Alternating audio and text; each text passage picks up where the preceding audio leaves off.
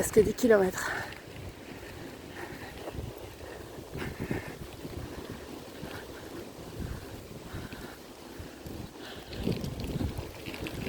Oh.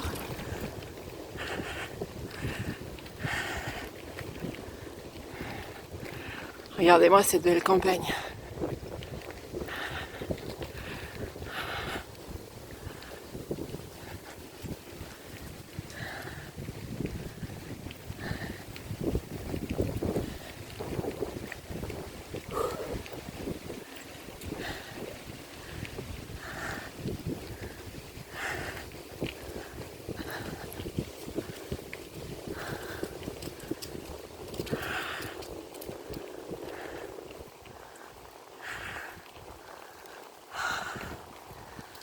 Attention les branches.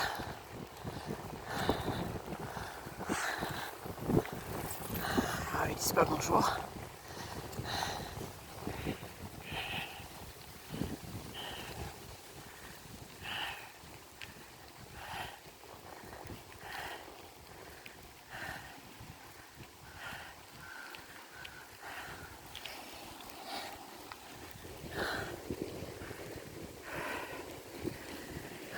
J'adore faire du vélo. Surtout au bord du canal. C'est très très agréable. On est le 15 septembre et il fait un temps sublime.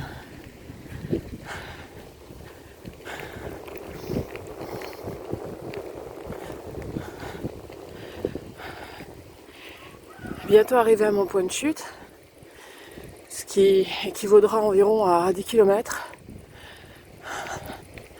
depuis mon point de départ. Voilà, sachant que évidemment je vais faire une halte pour boire, pour se réhydrater, bien sûr, indispensable. Et puis ensuite, retour en sens inverse. Retour en sens inverse pour encore 10 km jusqu'à la maison. Voilà, ce qui peut du coup engendrer comme ça une petite vingtaine de kilomètres en douceur. Alors bon, c'est pareil. Ça, j'y suis allée progressivement. Ça se fait pas comme ça. On fait pas les 20 km comme ça. On fait par palier.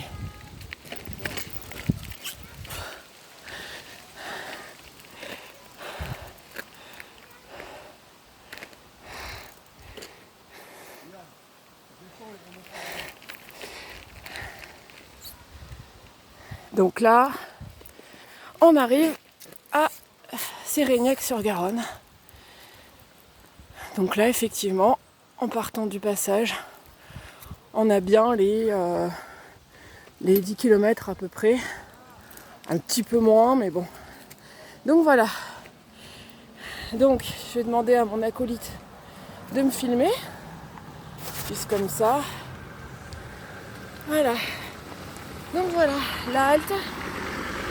Donc, comme promis, on s'hydrate.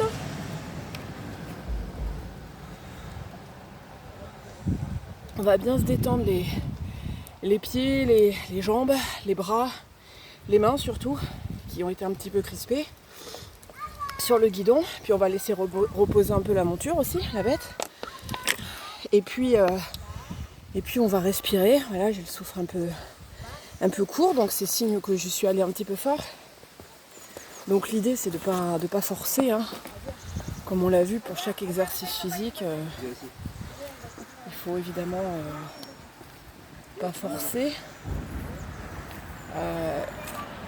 L'idée c'est de... Il y a du monde aujourd'hui dimanche matin. Donc l'idée c'est de faire par palier, c'est-à-dire évidemment ces 20 km là de vélo en tout. Je ne les ai pas réalisés en 2 jours. C'est quelque chose qui s'est fait progressivement. D'abord on commence par quelques kilomètres, on voit si on a des courbatures, si on tient, surtout si l'exercice est un exercice plaisir avant toute chose. Il ne faut pas que ça soit douloureux, ni surtout pas une corvée pour vous, parce que sinon vous allez tenir une semaine grand maximum. Donc l'idée c'est pas à se blesser, bien sûr, si le lendemain vous avez du mal à vous lever, c'est peut-être que vous avez forcé un petit peu. Donc on va essayer de faire des choses progressivement.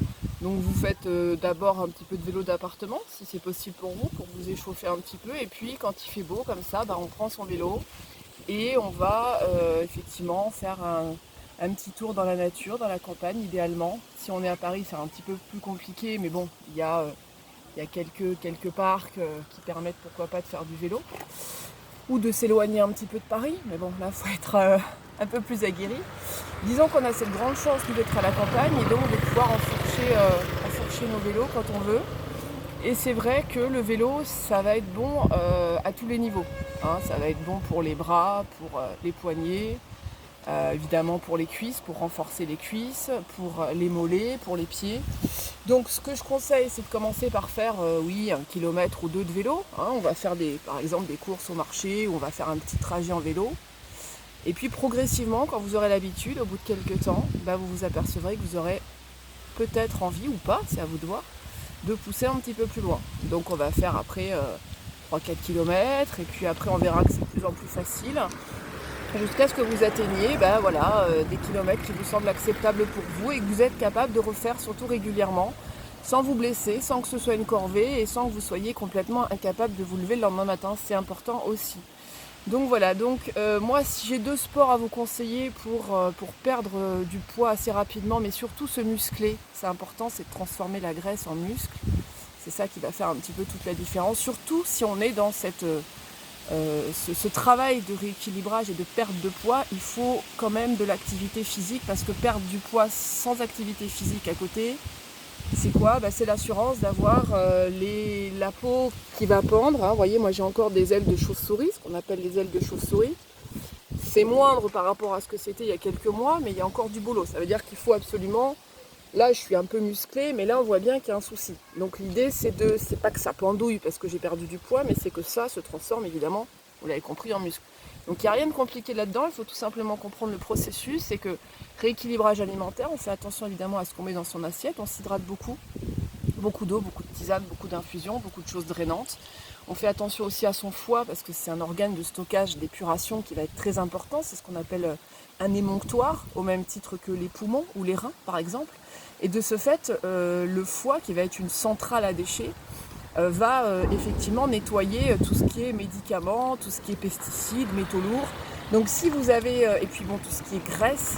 Donc si vous avez un foie qui travaille mal ou qui est comme moi un petit peu paresseux, il faut prendre des tisanes drainantes, il faut commencer tout doucement. Rien de chimique, hein, attention, hein. Il y a des choses très faciles à faire. Déjà, limiter tout ce qui est graisse frite, hein, tout ce qui est la friture, ça c'est très très mauvais pour le foie. Bon, l'alcool évidemment, hein, à part un petit verre de vin de temps en temps, parce qu'il y a plein de tanins et de polyphénols, donc c'est des antioxydants qui vont être extrêmement bons pour votre santé. Il y a du resveratrol aussi, donc ça c'est un antioxydant, un anti-âge. Donc ça, un petit verre de vin rouge, de bon vin rouge, de temps en temps, mettons le dimanche midi, ça peut être tout à fait acceptable. Hein. Mais si effectivement vous avez tendance à prendre de l'alcool un petit peu plus fort et à en prendre régulièrement, sachez que votre foie en pâtit. Et les résultats, c'est que derrière, sans parler évidemment des cirrhoses ou de choses, de cancer du foie, des choses vraiment importantes, il faut savoir que le foie, s'il y a un organe dans le corps humain qu'il faut absolument préserver à tout prix, je pense, c'est le foie. Donc moi j'ai une jaunisse quand je suis née, donc à la naissance, donc je sais que le foie c'est un organe qui est compliqué pour moi, et c'est en grande partie ce foie qui m'a fait prendre du poids tout au long de ces années, donc jusqu'à atteindre 30 kg de surcharge pondérale. Donc il faut comprendre que j'étais à 99 kg, donc je frôlais les 100 kg. Bon, je fais 1m78, alors j'ai perdu un petit centimètre, donc je fais plus qu'1m77. Donc on va dire que le rapport poids, les gens disaient c'est bien, t'es bien. Sauf que moi j'avais des bourrelets partout, je tirais sur mon t-shirt parce que j'avais un gros ventre, les cuisses qui se touchaient. Je portais du pantalon taille 50, donc et puis en haut c'était toujours serré, j'étais boudinée, donc ça n'allait pas. Puis j'avais quand même un double menton, donc j'ai eu des soucis de santé il y a 1 an et demi à peu près, des soucis de santé qui m'ont amené à reprendre entièrement une alimentation, à revoir un petit peu tout ça, à arrêter les choses lourdes, les choses grasses, esthétiquement parlant aussi, j'avais envie de faire un effort, mais pas uniquement pour ça. D'abord et avant tout parce que j'ai 47 ans, donc bientôt la cinquantaine, et donc je peux pas me permettre, j'ai pas encore été ménopausée, je peux pas me permettre d'attendre la ménopause qui va peut-être c'est pas inéluctable de prendre du poids à la ménopause, mais ça risque peut-être de freiner un petit peu le processus de désengorgement. Donc je vais aider mon corps là en préparation, je vais l'aider à aborder la ménopause sereinement. Et donc par ce rééquilibrage alimentaire et par toute cette hygiène de vie que je me suis imposée entre guillemets, parce que pour moi ça a été une délivrance à bien des niveaux. C'est-à-dire qu'aujourd'hui je ne peux plus manger de nourriture industrielle, ça me rend physiquement malade, c'est-à-dire que je vomis, je vomis littéralement, c'est-à-dire que j'ai fait l'expérience, en fait mon corps refuse toute alimentation qui est trop lourde pour moi. Je me suis vraiment, on va dire, déshabituée. La nourriture c'est une drogue, au même titre que d'autres drogues un petit peu plus sévères, mais c'est vrai que c'est considéré comme une drogue. Donc je m'en suis déshabituée et puis ça ne me fait plus du tout envie. Alors ça a pris du temps, ça s'est pas fait en 15 jours, mais c'est vrai qu'à force de manger des produits sains, des fruits, des légumes, des choses de bonne qualité, mon estomac aussi naturellement s'est rétréci. Donc avant je me gavais, maintenant je suis assez vite en satiété, donc ça c'est intéressant. Et puis je grignote plus, j'ai plus envie de me lever pour aller prendre un liégeois au café ou grignoter du chocolat, tout ça c'est fini, ça m'intéresse plus.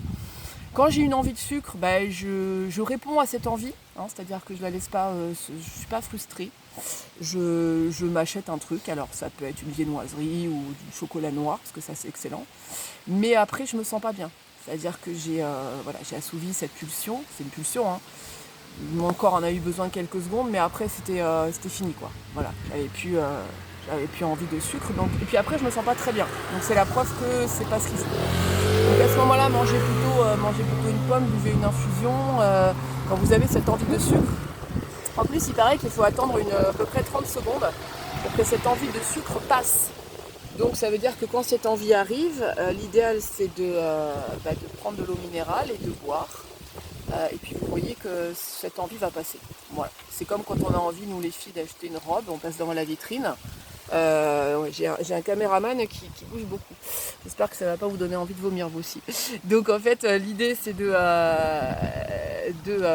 sais plus ce que je veux dire. Ouais, donc quand on passe devant une vitrine et qu'on a envie d'acheter une robe, on n'a pas forcément envie de l'acheter tout de suite, c'est une pulsion. Donc on se rend compte que le lendemain ou sur le lendemain, si on a résisté à la pulsion, on n'a plus envie finalement de l'acheter et on se dit non finalement.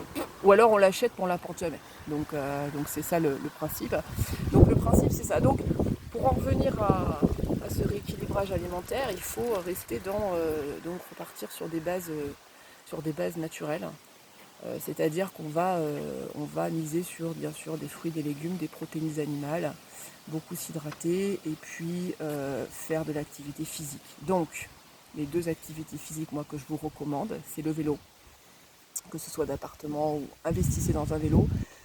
Comme je le disais sur Insta, un vélo d'appartement, vous en trouvez parfois dans les dépôts-ventes ou sur les petites annonces. N'hésitez pas à demander aussi à vos amis. Voilà, parfois il y a des gens qui s'en débarrassent parce qu'ils ne s'en servent pas. Ça peut être intéressant pour 50 €, 60 €. Moi j'en ai trouvé à ce prix-là, donc c'est tout à fait faisable. Et puis donc faites régulièrement, tous les jours, 5, 10, 15, 20 minutes de vélo d'appartement. Et puis aussi la marche rapide. Donc ça, la marche rapide, c'est pas on marche, on flâne et on regarde les petits oiseaux, c'est qu'on va essayer d'avoir une marche plutôt rythmée, plutôt cadencée. Voilà, en serrant, il faut vraiment marcher et vous serrez les fesses. Et on essaye d'avancer toujours avec un balancement des bras, tout simplement pour vous rythmer. Ça ressemble un petit peu à une marche militaire, un petit peu martiale. C'est-à-dire qu'il faut vraiment, il ne faut pas, on se balade, on piétine. Non, l'idée c'est d'y aller franchement pour faire travailler les muscles, tout en respirant, mais pareil, on reste aussi dans un côté plaisir, il ne faut pas que ce soit une corvée. Donc ces 2 exercices-là pour démarrer, c'est déjà très bien. Et puis quand vous aurez pris le pli, il y a de très fortes chances pour que vous ayez envie de compléter avec d'autres sports qui vous font plaisir. Peut-être de la natation. Vous allez en salle, vous prenez quelques cours de natation, ou alors quelques abdos pour les plus courageux, ou du gainage. Moi perso j'aime pas trop ça, mais bon. Ou, chose que j'ai fait pour compléter, du yoga. Voilà, qui peut être très bien pour assouplir en profondeur. Voilà, c'est ce que je voulais vous dire là pour cette première vidéo. J'espère pouvoir en faire d'autres, de manière à ce que vous compreniez un petit peu mon parcours, mon cheminement, et puis que je puisse vous accompagner tout au long de ce chemin et de ce travail que je fais d'abord et avant tout en cobaye, et ensuite je vous conseille. À très vite pour la suite. Ciao.